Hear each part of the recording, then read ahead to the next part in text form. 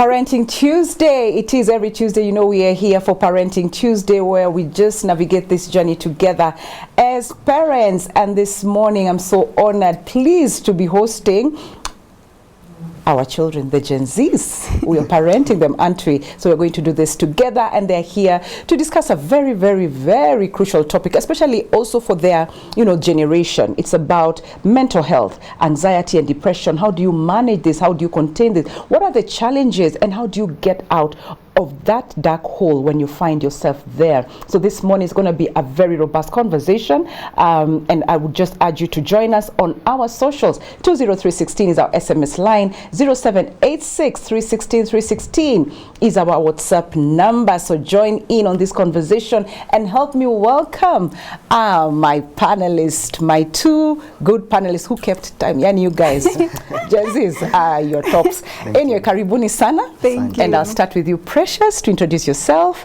and then we'll come to Nganga. Okay, so my name is Precious. I'm Precious Masharia. Yes, I am a film producer. I am a theater actress, and I'm also a poet. Yeah, so that's me. Whoa. Yes. I don't know if we'll have time. You akapoem kidogo hivi. Ngash. Yeah. Hi, good morning. My name is Nganga Njuki. I'm a mental health advocate, CEO and founder mindheaven.ke. I'm also a student at JKUAT. I pursue actuarial science. Whoa, actuarial science. Yeah. Fantastic. Congratulations. Because Thank again, you. Also today, is International Day of Women and Girls in Science. Yeah. So I'm proud that you're here. You're a gentleman, but still, we give it up to the girls out there and ladies who are just out there and, promoting and pushing it on in the STEM. Is it called STEM? Yeah, Science, technology, engineering, exactly. and mathematics. Yeah. Congratulations. Good job. Thank you. So let's start this conversation, Precious, with you. Probably just give us a background of your upbringing, Okay. Yeah. So I'd say I come from a normal family, the normal African family. I have a stepdad. I have a mom who is so easy. My dad is strict. I'd say that. I have sisters. I have brothers. Yeah. Yes. So that's it. That's you. Okay. You're what child are you? Or what born? What? I'm the firstborn. Oh. I'm the firstborn. How do I say this? I'm the firstborn on my mom's side. Okay. Yes, I am. How many children from your mom? From my mom, we are 3. You're 3. Yes. Excuse me. Fantastic. Nganga, you're also young, and I'm just wondering. Yeah. How did you find yourself in this space of mental health? You're so passionate about it that Yes, I know. I am. How did you find yourself here? I think I know probably you're wondering why I'm pursuing actuarial science and I'm a mental health. Exactly, that was going to be my question. Yeah, it's very contradicting. I get that a lot, but I'm very intrigued about human behavior. Okay. I try reason out reasons for how people behave, and I just like using that knowledge that I have to help as many people as possible. Okay. So I realized sometime last year, I think it is when the ladies went out for feminist, for femicide demonstrations. I mean last year, around this same time, last year, So I think that quite caught my attention, and the rate at which femicide was happening struck my mind. Okay. The number of suicide cases in my nearby school, JKUAT, was high. The number of depression cases were high. Oh, wow. Friends close to me were also going through the same thing. Okay. So I got intrigued. I started by learning such behaviors, and then once I started getting an understanding, I started venturing into it to a point where now I formed an organization just to help the young people. Okay. Yeah. So that's where you got yourself as a mental health advocate. Exactly. And I'm so delighted that you actually took Precious through this journey. Yeah. The age, you're within the same generation, the Gen Z. Yeah. I don't know, you guys will tell us about it, how it is like. Is it even easier to talk to someone who is your age better than us guys, Yeah. Anyway, Precious, you've been through this journey of anxiety and depression. Yes. At what point did you realize, I'm struggling with this thing now? Because sometimes you may go through that, yes, but then there's a point that comes and you're like, no, I'm actually struggling. What was that point for you? Okay, so for me, I'd say I experienced depression immediately after high school, but I didn't realize it was depression because of the things that I was doing and all the pressure after high school. Yeah. And there's something that happened in my family after Form 4 that made me start behaving the way I was behaving because it was it was crazy. I'd say it was crazy. Yeah. I had anger issues, and I was getting angry, super angry, that the only way to let the anger out is just screaming.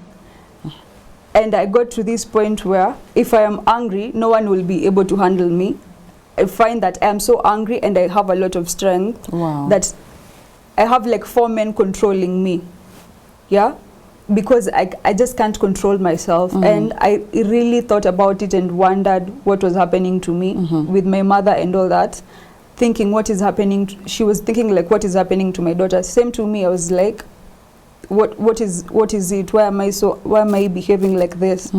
If I can give an example, there's a time we went to a camp, a church camp, and then after we were eating lunch, and then after lunch we were having some cultural things, so like different groups. Then we were competing, and then I saw someone take my Maasai sheet and wipe her hands with my Maasai sheet, and I just woke up angered that we had some food ikamwagika tu. I'm angry hadi chakula inamwagika. Wow. Another time, there's a time a certain mama said something to my brother, and I got so angry. I didn't know how I went for a knife to stab the person. No way. But I ended up hurting my mom because she came in between, and now I hurt her that she went to the hospital. But now I kept on thinking and asking myself, why am I behaving like this? But I'd say after some time is when I came to realize also when people behave like this is what they're going through. So I'd say that was the first time that I realized I had depression. And then another time, because I've had it, I'd say it like 2 times, is when I realized I am a poet, I perform, I do theater, but it came a point I couldn't stand even before 4 people. And at some particular time I used to stand even before 800 people and perform and do spoken word. But it came to this point I was not able to stand before like 5 people and just talk to them. I didn't even have the courage when I'm in a matatu to just say nishukishe hapo. I feel like I can't do it. I just can't do it. Something as basic as that? Yes, something as basic as that. Wow. Or even like when you're in the shop, when you're going to the shop, you just don't want to talk in front of people. Mtaka tu upate like when the shopkeeper is alone and all that. So I'd say when you're going through it, you don't realize that you're going through it. Or I didn't realize that I was going through it because I didn't have the knowledge to know that, okay, this is depression or this is that and all that. And then I'd also say,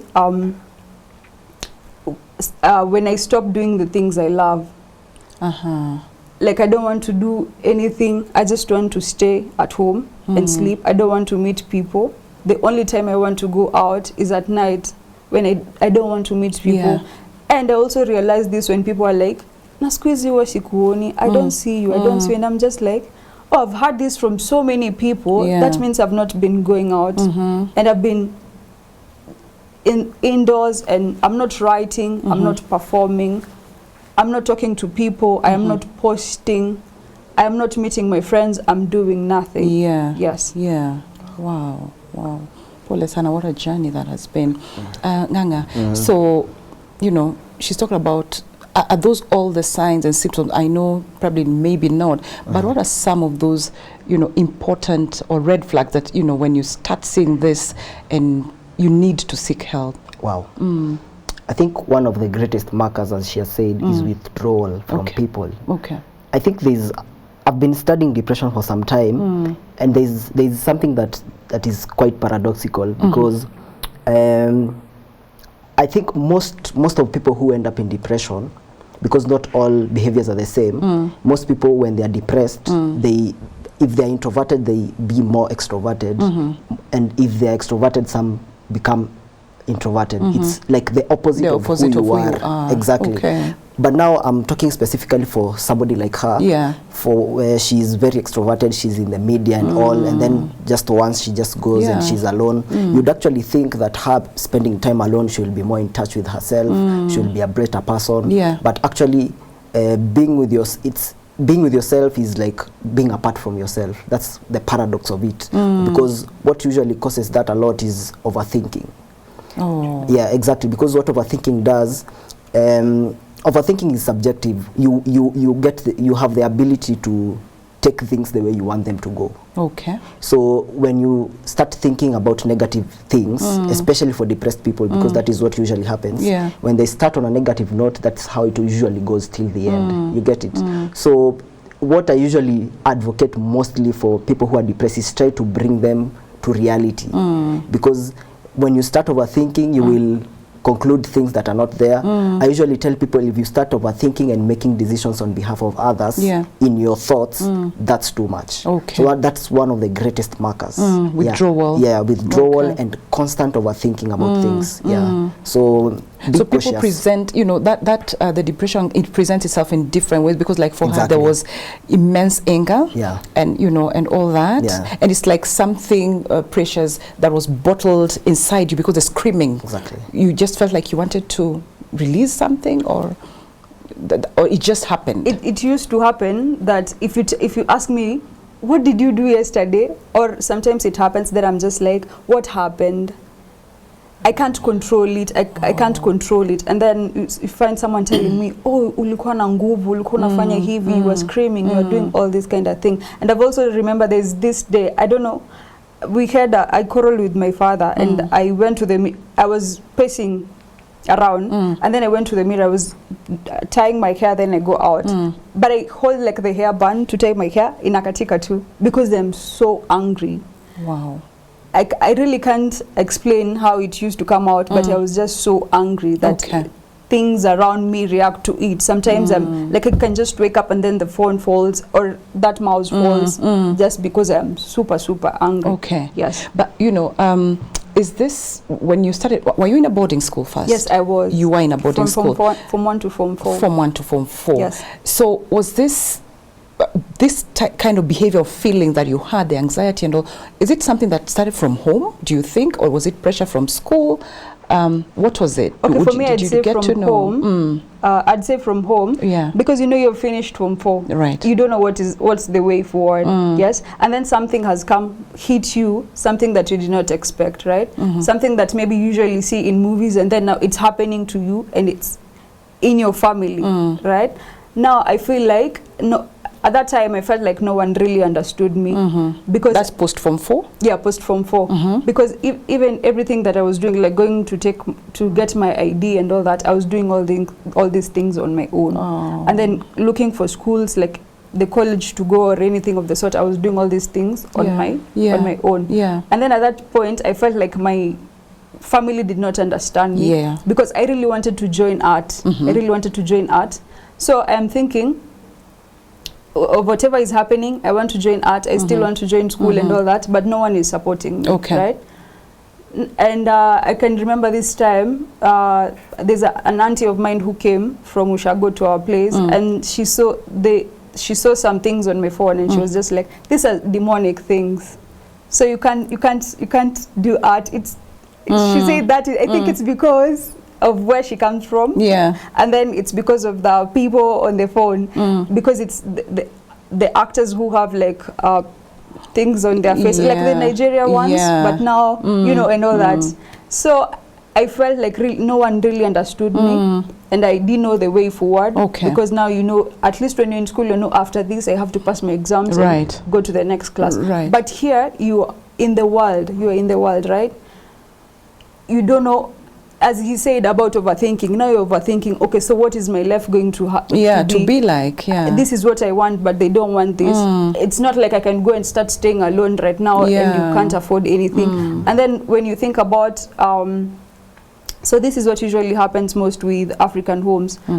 They provide for you and all that, but after Form 4 now they feel like maybe you're an adult. Yes, and now you have to like depend on yourself. And then on my side is because I was staying with a stepfather, so I think you get it. Yes, I was just like, no, or anything of the sort. So I think when I combine all those things and feeling like alone and all that, I think that is what led to it. And overthinking, because I am an overthinker. Think a lot. I think about a lot of things, and when you have the fear of the unknown, because you don't know what is about to happen and what Yes. So for you, you are like in your, because our, you know, our topic was out of the dark. So it means you're just in some deep dark hole. Yes. And you're all alone in there. Yes. Bringing you in, Nganga, Precious has talked about, you know, after school, then there's no one there for her and all that. Do you think parents have a role to play, especially in such a situation? Because I know you're also a mentor, in terms of guiding and just mentoring our children, even post, we shouldn't, you know, post Form 4 and stuff like that. What is the role of a parent or a guardian? I think, first of all, parents should understand that life has different stages, and mostly when you get to adulthood, it's a new journey. We have never been there at all. Most of us, we are like, wow, it's just got to, I'm just 18. Like, you know, this is life in a different, you just see life in a different way. Sometimes you are very unsure of what to do. So a little bit of guidance and understanding would help. Every child is different. I think being close to your child and constantly engaging them, you'd understand what kind of a child this is, how this child reacts to certain issues, because you're preparing this child for the world. So sitting down with them, having numerous conversations, engaging them where you can, just creating an open space for this child to come and open up to you is a good thing. Because one of the things about depression is it's like a cry for stability. Because as you have seen, as you have heard Precious, she has talked about so many things that were not adding up. So the body is trying to react by telling her you need to be stable. Because one of the major issues that come up with depression is mood swings. The moods are also not stable, because you trigger her like this, it just goes above the roof, like the anger goes. So it's just like your body telling you you need to calm down and you need to be stable. So that stability only comes when there is sufficient support. I believe that when any human being was brought to this earth, he or she can sufficiently handle whatever comes, because there is no point of God bringing you to a place where you can't handle. So I believe you can handle it, and sometimes not alone. You just need support from others, but you can ace it. Yeah, so I think parents have a great part to play. And if you were not lucky enough to be brought by a parent, I believe you have so many mentors who can come through for you. Is there a thin line between anxiety and depression and also bipolar? There's a very thin line, especially when we talk about mood swings, because mood swings in bipolar and depression are almost the same. But I think bipolar is quite an elevated kind of depression. I think when somebody is depressed and the tendencies go on for a long time, that person is prone to being bipolar. So that's why when somebody is depressed, the first go-to thing is antidepressants, because they kind of stabilize the mood swings. Precious, when you're talking about, so you've talked about this is post Form 4, here you are lost, like any other 18-year-old would be, or 17 thereabout.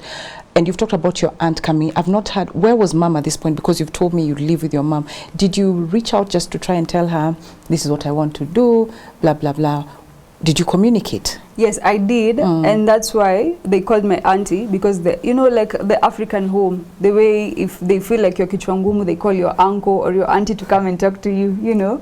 So when my auntie came, they went through my phone, and then they found the photos, and they were like, easy. Because my mom was like, kuna mahali huwa naenda at saa tisa, and then she comes back. But I used to go for rehearsals, acting rehearsals. And now after them going through my phone, and then they see that, they see like, my auntie's like, all these are demonic.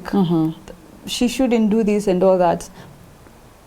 So she just came to talk to me, and you know, like the way African homes do, call the aunties or uncles or take you somewhere. They feel like maybe you're not listening to us, maybe you're going to listen to your auntie, or maybe you're going to listen to the pastor, or just someone, at least someone else, some authority, some different. Who is not them. But for me, I feel like it made it worse, because I'm just like, oh, this person traveled all the way to come and talk to me. And I'd say when you're going through all these, yes, you're also hard-headed, because you feel like you're not understanding me. What are you doing? This is what I want. People have done this. You know, have so many things. So rebellion checks in from that.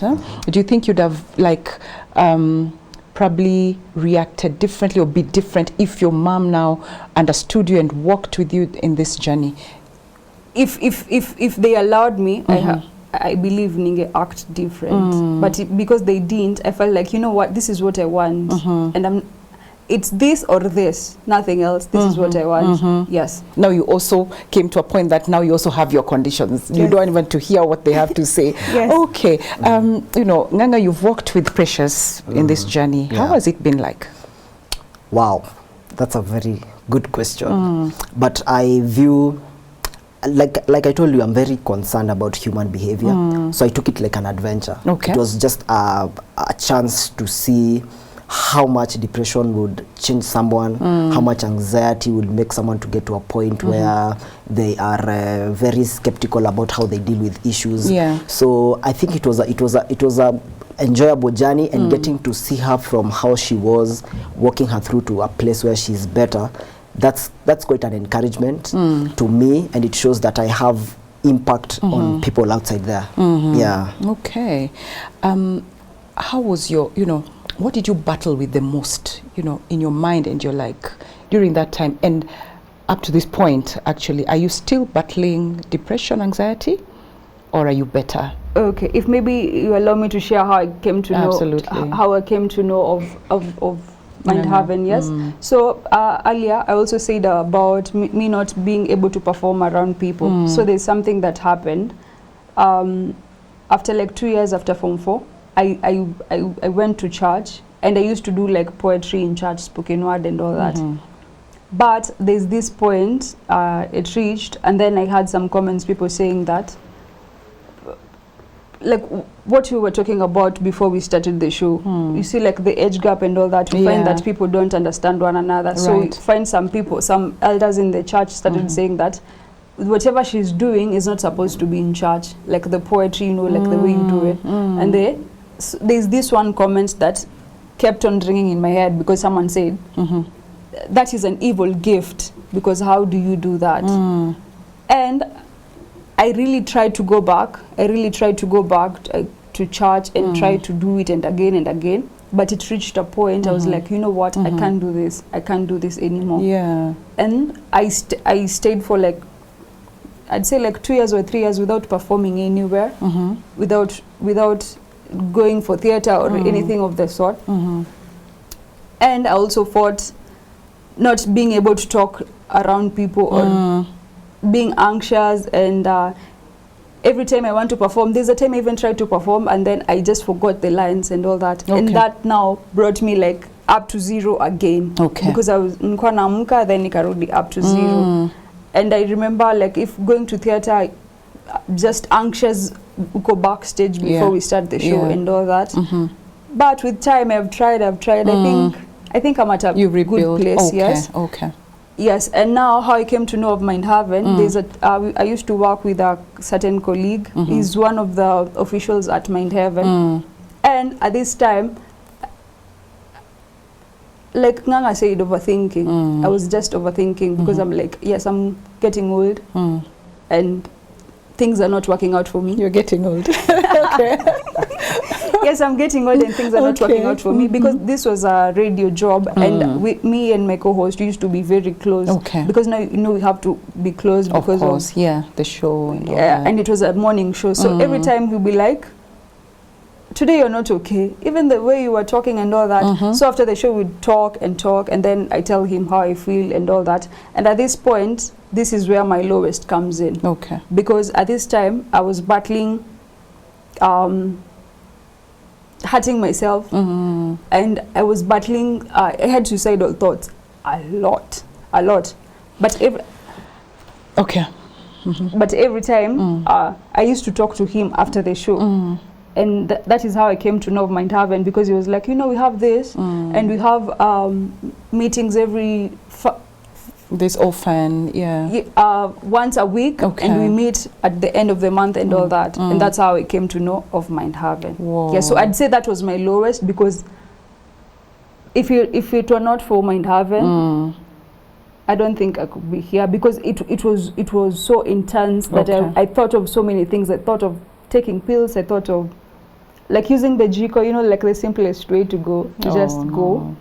And I thought of, I even had written like letters in my head, like, you know, write this for my mom, for my friend. Yeah, yeah.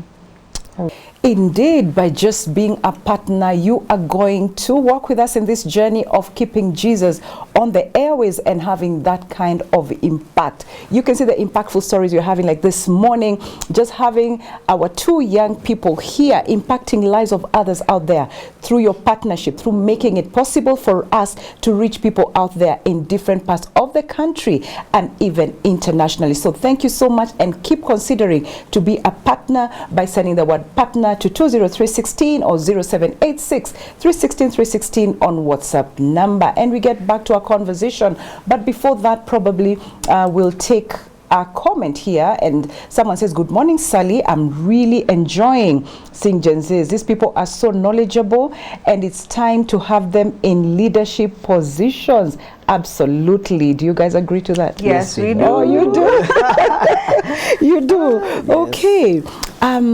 You know, so Nganga, Precious has taken us through that journey and the struggle, and you can see her. She's here in church, where church is supposed to be a safe haven for most of us, and also like parents. Those are your parents. Like, you know, when you go to church, these are people who can guide you. And but then there she goes, and then she finds she's been shunned. She's been, you know, like told those things that really damage her and all that. So how then do you go about this? Because this is the only place probably you thought there's hope. What advice do you have for someone who's gotten to that point, and then now, you know, there's no hope again from the same place that you thought, wow, this is a place that I should be able to find peace? That's a really wonderful question. Wow, I think I'm not that old, but I have been in such places myself where you think you're going to find help here, but after getting to be vulnerable and opening up to that person, then you realize that it's like this is not the right place to be, probably because of their reactions, because of their comments. And one thing about human beings, they have an inner desire to be very expressive. If you hinder that from happening, there's so much things that can blow up, because Precious is a poet. If she was hindered from just being able to express what comes from within, that's how she ended up into depression.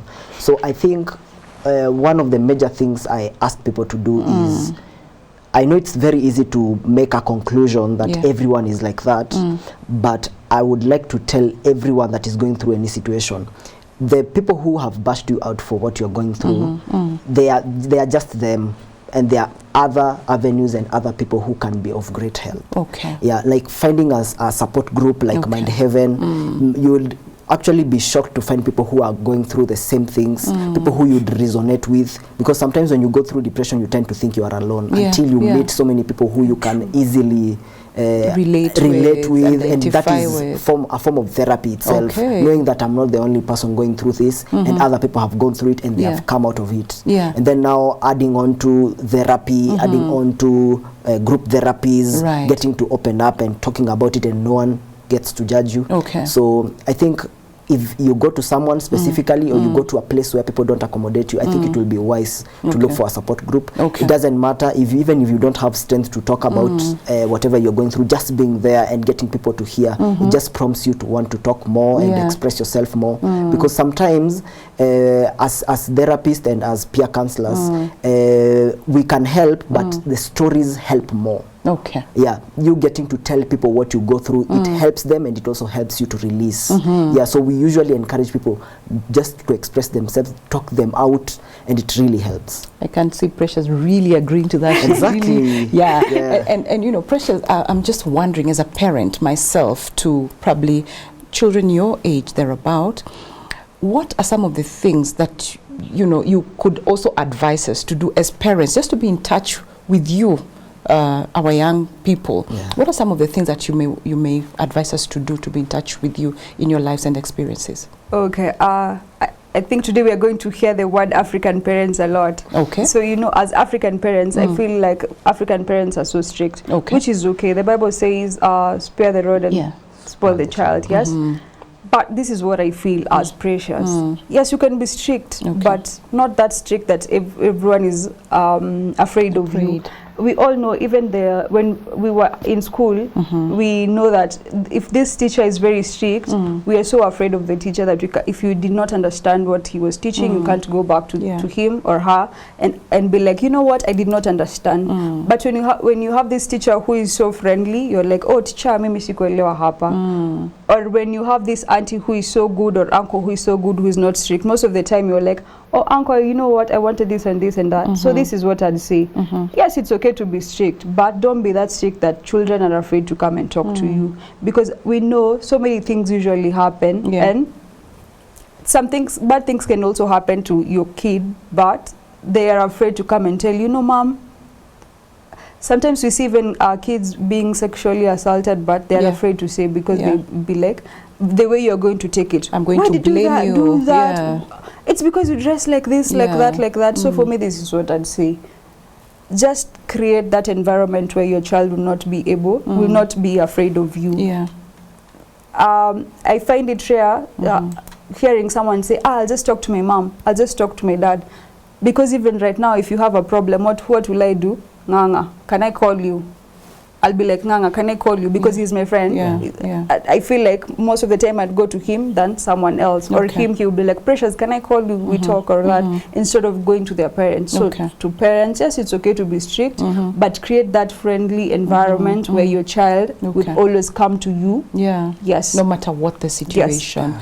Because, you know, they should be able to trust, you should be able to trust us as parents that, you know, you can run to me with anything, whatever it is, you know. And Nganga, you're also a young person. You also have parents or guardians, you know. From your own point of view, that was Precious said, I'm speaking as Precious. Speak as Nganga. Wow, I think I'd give credit to my dad. Or he passed late last year. So sorry. But I would give credit to that man, because he allowed me to explore. He allowed me to be adventurous. He allowed me to see freedom in a very different way. That on the grounds of freedom there are limits. So he gave me freedom, but he always mentioned that you need to handle freedom with a lot of wisdom. You need to know, even if you have the will to do whatever you want, you need to know that whatever you do has consequences.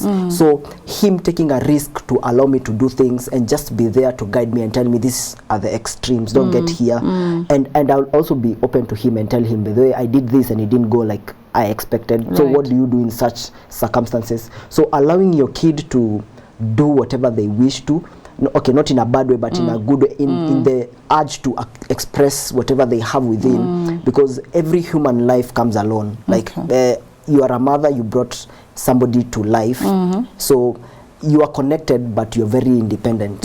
So allowing this child to their life to take their course. Don't navigate for them. Let them navigate life for themselves. But you also need to be there just to guide them through the path that they want to go. I think that's a very nice thing to do, because it was very easy for me to be free with my parents, because they knew the kind of a person I am, they knew my capabilities, they knew my extents, and it also builds an element of trust in the long run, because now your parent sees you in a very different way. And then one thing I've realized, I have 2 other siblings, but I've realized the version of my parent to me is different from my brother, because we are 2 different personalities, 2 different walks of life. So I think that's a very good technique for parents to understand, that you may have given birth to 3 children, but the way you handle me is not the way you handle the other, because they have 2 different personalities.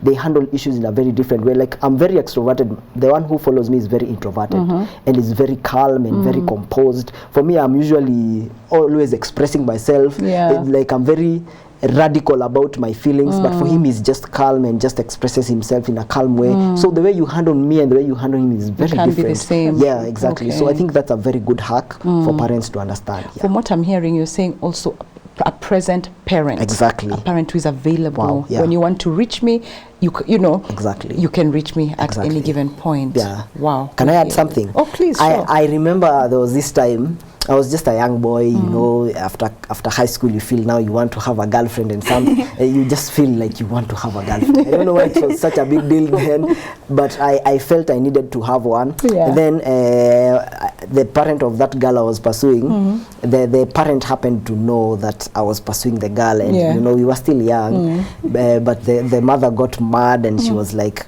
why are you after my daughter and all? I want to see your dad. So what I did, I was like, Dad is a good friend of mine. Let me go tell him. So I told my dad, Dad, where are you? I want to talk to you right now. Oh, wow. And my dad was like, yeah, come. You'll find me somewhere. There's a base you used to chill. So he told me, just come there. I'm there. So I told Dad, you know, there's this girl I've been wanting to see. Then when I was pursuing her, the mom knew about it. And the mom said, she will come to you. So I thought my dad will be very mad and will be like, now mbona uko na wasichana? So my dad was like, just let her come, so you know I'm on your side. You know? Oh, actually, I've not done anything wrong. It's normal. Part of life. Yeah, exactly. So now I went to the parent, and she said she wants to see my dad. So I was like, yeah, you can come see him. I think she was shocked because I'm like, I want to see your dad, and you're not shocked that I'm coming to see your dad. Scared, yeah, you're actually telling me to come, and I actually asked my dad, when are you free, because she was so I even told her the time, and she was like, no, I think that's not a good idea. So she just backed off because it was like, even if I come here, I'm sure your dad will be for you, and yeah. And probably it means this kid comes from a very good home, exactly. and you know, so they have nothing to hide. Yeah, really. exactly. Yeah. Okay. So I don't know. There's just something about the parent being there. Okay. Yeah. Okay. I remember my dad was working when I was young. My dad was working far away in Nyeri, and we were living in Ruiru. Okay. And my dad told me when he worked there for around a year, and then he was like, I think I need to be home. So he quit that job. Okay. And he wanted to be a present dad. Oh, wow. Yeah, because he was brought up with a dad who was not present. Okay. So him being around and seeing my dad over and over and over again, and then growing up to see his character, I got to learn lot of things about masculinity, manhood, just by seeing him around. Okay. So it is a good thing. The sacrifices a parent made for you, right? Exactly. Beautiful, beautiful. Precious. Yes. You know, in your journey, you said you have siblings. Did they play any role in just, you know, have they been there with you or for you? Have they played a role in your healing? Maybe, do you bond together at some point as just siblings? No, I'd say no. I'd say friends play a big role. Okay. In so many ways. All right. So for me, I'd say friends and Mindhaven. Okay. Yes. What's your advice to probably people who are now going through the same situation as you? Probably actually it could be even adults. You may also be able to advise them. What is your advice to such people? Okay. One thing I'd love to say is that we are never alone. Because before I came to know of Mindhaven, I thought maybe I'm just going through this alone. But joining the meetings, because I started joining the meetings before meeting them physically for the end month events, I started hearing people talking about their stories and giving their experiences, and the leaders telling us what to do and all that kind of stuff. And then you're like, oh, wow. So I'm not alone. So this happens. And now you even get to like talk to people, inbox and exchange, and then you're just like, oh, so even mine is like this, yours is like this, and all that. So this is what I'd love to tell people: you're not alone. Okay. Yes. Okay. And another thing, it's usually good to accept that you're going through this. Yeah. And another thing is, it's good to seek help. No man is an island. Okay. Just try to seek help. You can talk to people that you trust. People that you trust. Okay. And I will sisitiza here, I will stress here. When you tell people your problems or whatever you're going through, make sure you talk to people who you know they're not going to backbite or start spreading all that, because that is going to mess you. It's just going to mess you up. Okay. So if you can find people, you can also reach to Mindhaven, because everything we talk with them is confidential. They're not going to share anything with anyone. And we have leaders who are male, female. So if you feel like you're not comfortable talking to maybe someone like Nganga, we have ladies who you can talk to if maybe you're a lady to lady and all that. So yes, it's good. And another thing that I'd say I've struggled with, and I feel like I should also tell people about it, and if maybe they're going through depression, is to just accept the process of healing. All right. Because most of the time, like for me, I'm this person who used to postpone it. You know, like the way someone, if you go through a heartbreak, now you want to start going to the gym and going out. Yeah. You don't want to feel that feeling of maybe you're empty or void or you're hurting. But if you keep on pushing it, that means you're just pushing the healing process. So you go through the emotions. Yeah. Please go through it. It feels really bad. Sometimes Okay. you may just want to lay down and cry, or you just All right. you feel like you're just it's not a good feeling. Yeah. But if you accept that to go through it, the healing process is going to be, should I say fast? Let me Or just better. say it's going to be better. Yes, because healing takes time. Okay. Yes. Okay. Nganga, you know, like she's talked about, sometimes you feel like you just want to be there. That's a frustration, Yeah, you know, yeah. or you may end up being frustrated. Yeah. So what are some of the things that someone can do just, you know, in this journey when they start feeling frustrated? Wow. I think everybody knows when it gets to a point where you feel like nothing matters, like everything is just not working out. So when it gets to that point, I think, just as she has said, I think asking for help would be really amazing.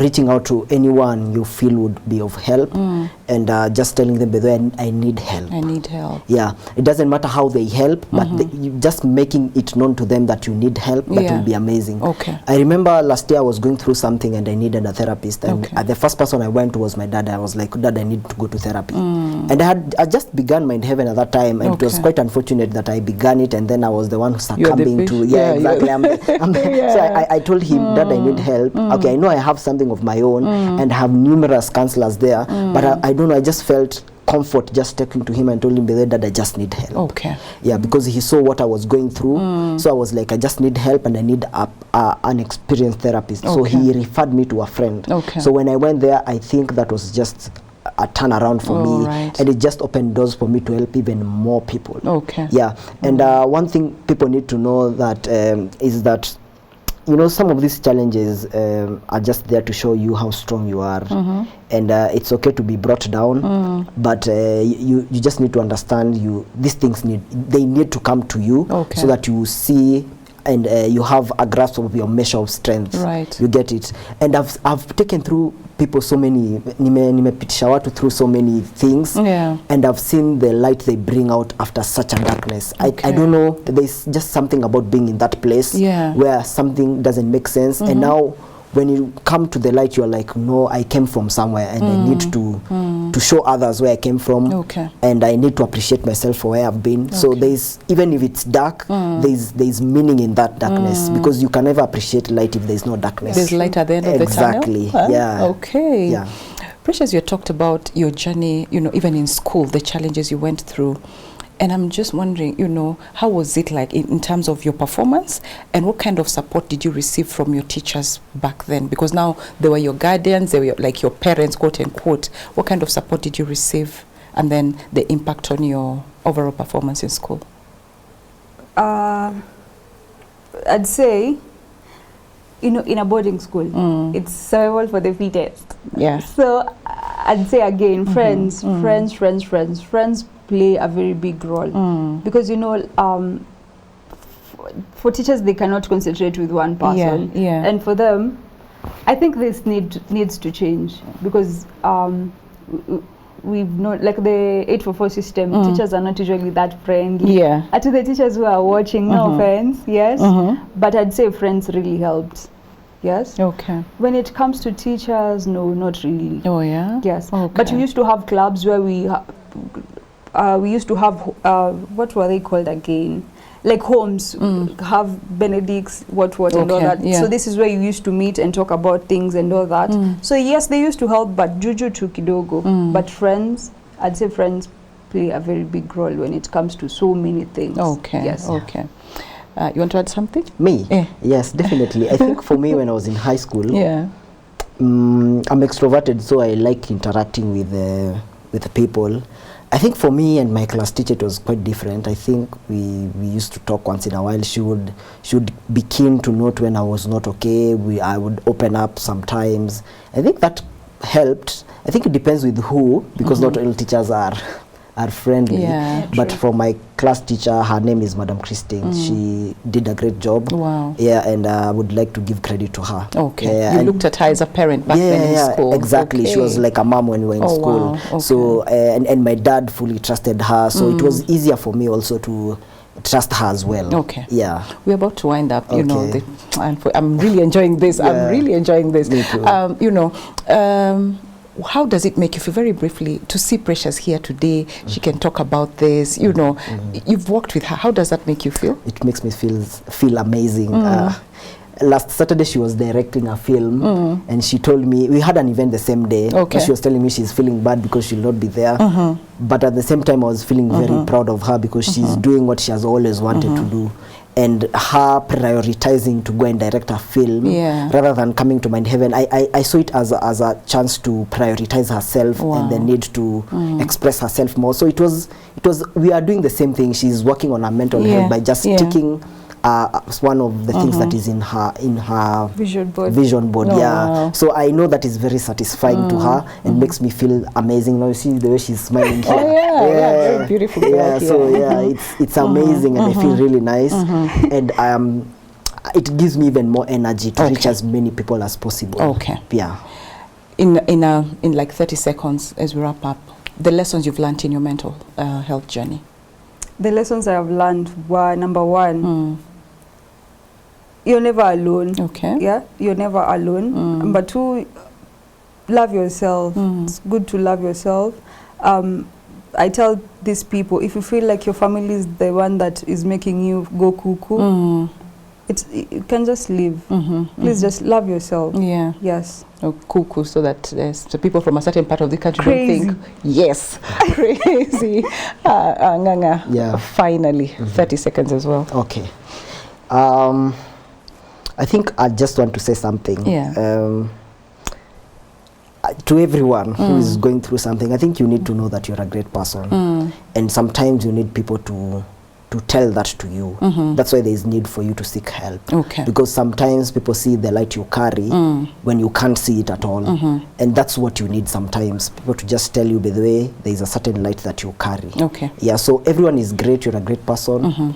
There is light at the end of the tunnel. Yeah, so one line for parents, because this Parenting Tuesday, one line for parents. And then we wrap up. Okay, I think parents allow your children to be who they want to be. Okay. Yeah. Awesome. Yeah. Gen Zs mnajua kufuata maneno. Time is time. Yeah. Asanteni sana. Thank you so much for making time, finding time to be here, and in very good time. You came very early. Asanteni sana. God bless you. And you know, Precious, we're all here for you. Yeah. Thank you. Yeah, I can also be that person you can come and talk to. Yeah. So have a good one. God bless you. And probably we'll have another conversation again. Not really mental health, but something different, you know. Yeah. So asanteni sana. Karibu. Yeah. And to you, my viewer and listener, wherever you are, asante sana for also giving us your time and, the comments, the compliments. Asante sana for that. And also remember that this is about the time that as Family Media, we want to keep on keeping Jesus on the airwaves, just to bring you such impactful stories, from all walks of life. And therefore, just with a small support from 1,000 shillings or whatever God will bless you with, as it's written on our screen, walk with us this journey. Support us as we keep impacting other lives all over the country, and as I said earlier, international. Remember, you can do that by sending the word partner to 20316 0786 316 316, and to be part of this beautiful community that is impacting lives all over the world. And so remember that just by giving your small contribution, by walking with us, we don't take it for granted. And may God remember you even as you prepare to give us around this time. So God bless you and keep you. And remember, tomorrow we are still here on Matters Finances. We'll be having an amazing topic on the power of compound interest. So keep it here on Family TV until we see you again tomorrow by God's grace. God bless you and keep you.